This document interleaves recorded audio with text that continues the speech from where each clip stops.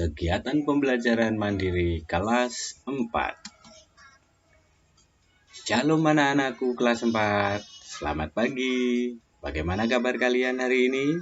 Pak Guru yakin kalian tetap sehat, tetap selalu diberkati oleh Tuhan, tetap semangat untuk belajar.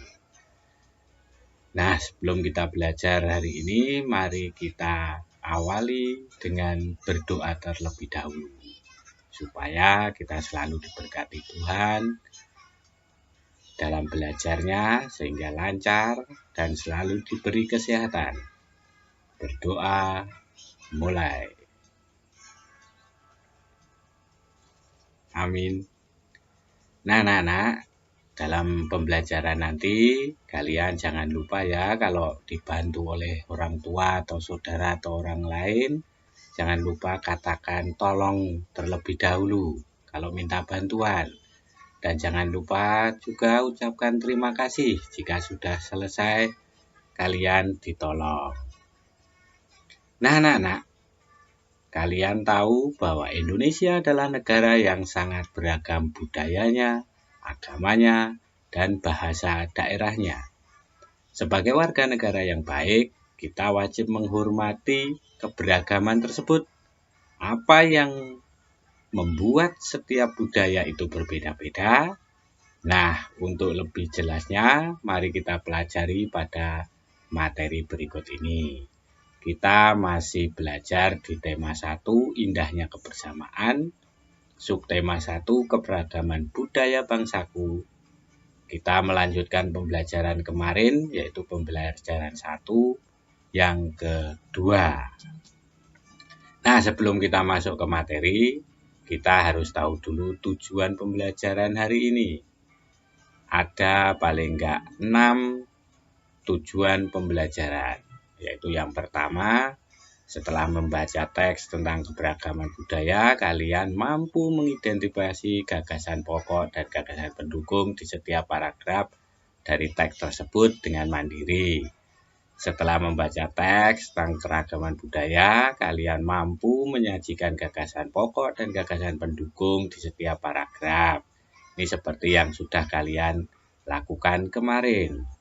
Setelah wawancara sederhana, kalian bisa menyebutkan keragaman budaya, etnis, dan agama dari teman-teman di kelas sebagai identitas bangsa Indonesia secara lengkap. Juga kalian setelah berdiskusi, karena baru pandemi, kalian belajar online, kalian berdiskusi dengan teman, bisa saling tukar informasi melalui WA. Nah, diharapkan dengan diskusi nanti kalian mampu mengomunikasikan keragaman budaya, etnis, dan agama teman yang ada di kelas kalian, baik secara lisan itu langsung ataupun dengan tulisan. Yang kelima, setelah eksplorasi, kalian mampu menjelaskan cara menghasilkan bunyi dari beragam benda di sekitar kalian dengan lengkap. Yang terakhir, tujuannya setelah eksplorasi dan diskusi, kalian mampu menyajikan laporan hasil pengamatan tentang cara menghasilkan bunyi dari beragam benda di sekitar dengan sistematis pula. Nah, anak-anak, materi kali ini yaitu keberagaman suku bangsa, sosial, dan budaya Indonesia. Indonesia, negara kita ini adalah negara yang sangat beragam budaya, agama, dan bahasa daerahnya. Ya, kalau seperti kalian tahu, ada 6 agama. Ya, bahasa daerahnya apalagi. Di tiap daerah pasti punya bahasa daerah sendiri-sendiri. Di Jawa, di Pulau Jawa ini yang kita tinggali, banyak sekali juga. Bahkan tiap kecamatan, kadang kabupaten, provinsi pun sudah lain-lain. Nah, sebagai warga negara yang baik, kita wajib menghargai keberagaman tersebut. Perbedaan yang ada pada setiap daerah di Indonesia merupakan suatu anugerah dari Tuhan yang patut kita syukuri bersama. Nah, sebagai anak Indonesia, kalian harus merasa bangga terhadap keberagaman yang ada. Menghargai perbedaan itu merupakan wujud dari semangat persatuan dan kesatuan. Sikap menghargai yaitu sikap menghargai apa yang orang lain lakukan dan kita tidak boleh menghinanya. Karena apa? Karena belum tentu diri kita lebih baik dari orang tersebut. Dan menghargai adalah suatu sikap memberi terhadap suatu nilai yang diterima oleh manusia. Perhatikan dan cermati sikap-sikap menghargai keberagaman suku bangsa, sosial, dan budaya yang ada di sekitarmu. Kalian bisa mencatat contoh-contoh sikap menghargai yang telah kamu cermati dari lingkungan sekitar ataupun dari membaca atau dari literasi ya. Kalau kalian perhatikan di lingkungan sekitar kalian kan pasti nggak mungkin semuanya sama.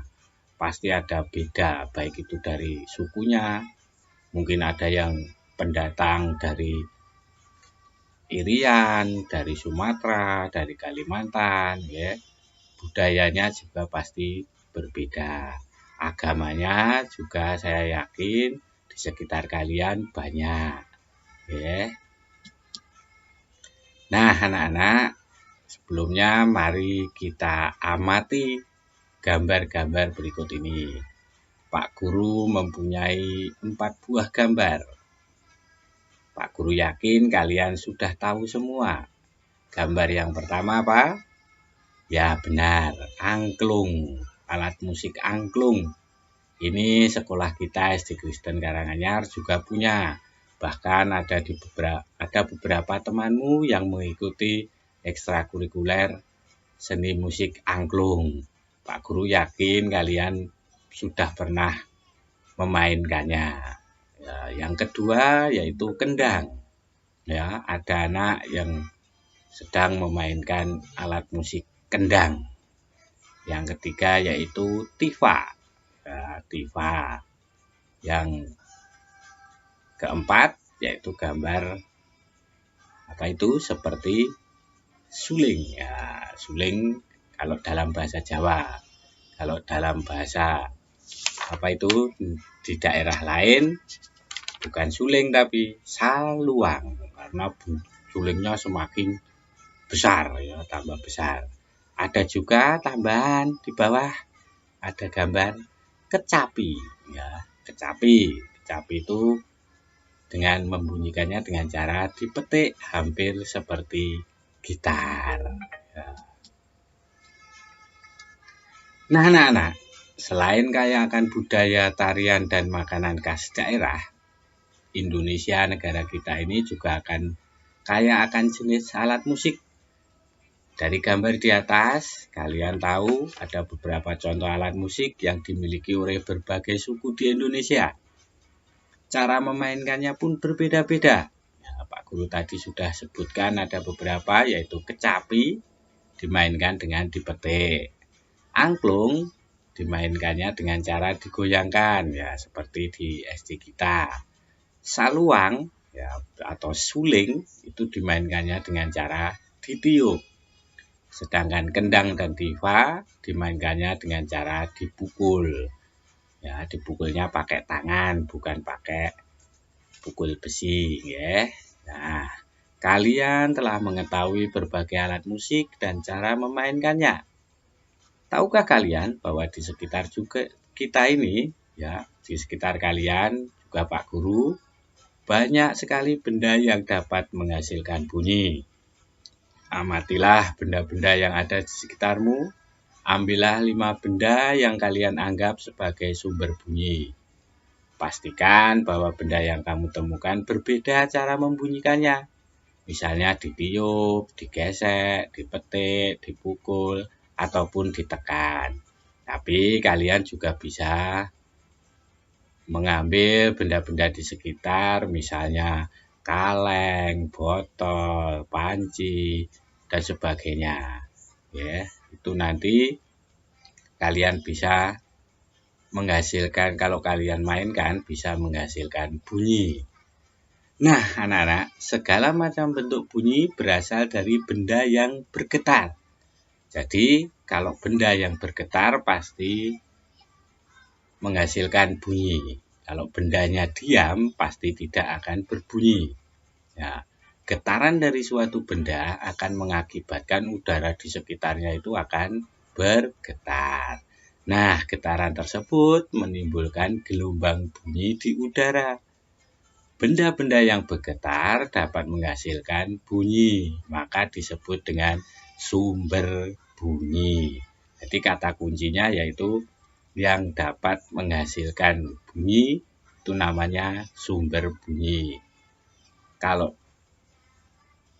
menghasilkan sesuatu itu kata kuncinya adalah sumber ya.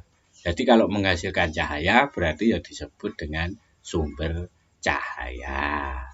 Nah, dalam hal ini kalau bunyi dapat merambat melalui paling enggak ada 3, yaitu melalui benda padat, yang kedua benda cair, yang ketiga gas. Tapi yang perlu kalian ingat bahwa bunyi itu tidak dapat merambat pada ruang hampa udara. Nah, nanti kalian bisa mempraktekkan benda-benda yang kalian temui tadi di sekitar kalian. Nah, anak-anak, bagaimana perasaan kalian hari ini? Pak Guru yakin kalian merasa senang, bukan? Nah, setelah kita belajar bersama, mengetahui berbagai macam suku, agama, juga dengan bunyi ya, yang dihasilkan dari suatu benda. Nah, kalian nanti kalau mendapatkan tugas dari Pak Guru tentang tadi, ada beberapa benda yang kalian kumpulkan, ya, kalian bisa bunyikan. Nah, bagaimana kalau hasil bunyi dari benda itu? Kalau dibunyikan satu-satu, bagaimana kalau dibunyikan bersama-sama? Ya, itu nanti kalian bisa praktekkan. Ya. Tuhan Maha pemberi kepada kita. Kita perlu bersyukur kita telah diberi telinga sehingga dapat mendengarkan suara ataupun bunyi. Ya. Nanti benda-benda tadi kalau kalian pukul sendiri bunyinya bagaimana? Kalau bersama-sama, oh ternyata lain. Nah, kalau bersama tapi tidak kompak, tidak serentak, bagaimana juga bunyinya kan kelihatan.